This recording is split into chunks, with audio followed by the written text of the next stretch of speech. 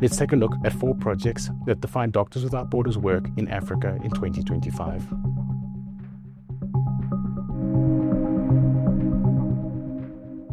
In South Africa, a silent crisis is affecting 12% of the population.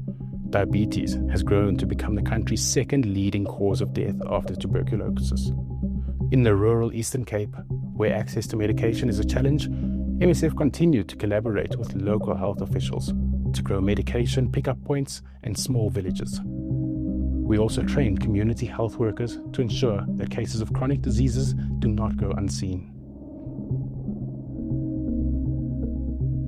2 years of war have effectively dismantled Sudan. In 2025, cities like Khartoum and El Fasher became killing grounds, and communities in Darfur faced ethnic-based violence at the hands of the RSF. As hospitals were destroyed, millions fled, and Sudan's health infrastructure was all but erased.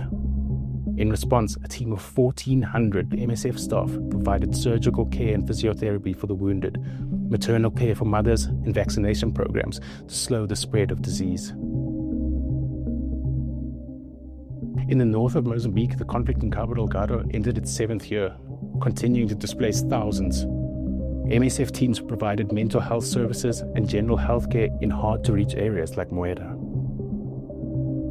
In Beira, MSF teams handed over our HIV project, which has transformed the HIV treatment landscape for patients over the last 10 years. And in Nampula, an area heavily affected by climate shocks, we worked to strengthen health infrastructure preparedness for climate change and respond to neglected tropical diseases.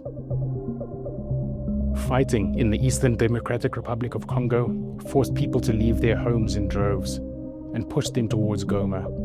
Many arrived sick, injured, and deeply traumatized, especially women, many of whom had experienced sexual violence.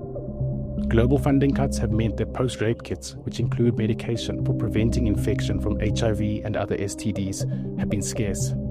Between January and April alone, more than 7,400 survivors of sexual violence received treatment at Ministry of Health facilities supported by MSF in Goma. MSF cannot solve any one of these crises alone, but thanks to private donor support, we can remain independent and go where needs are greatest. Because for a mother fleeing violence or a child fighting malnutrition, care cannot wait. Because of you, we go there.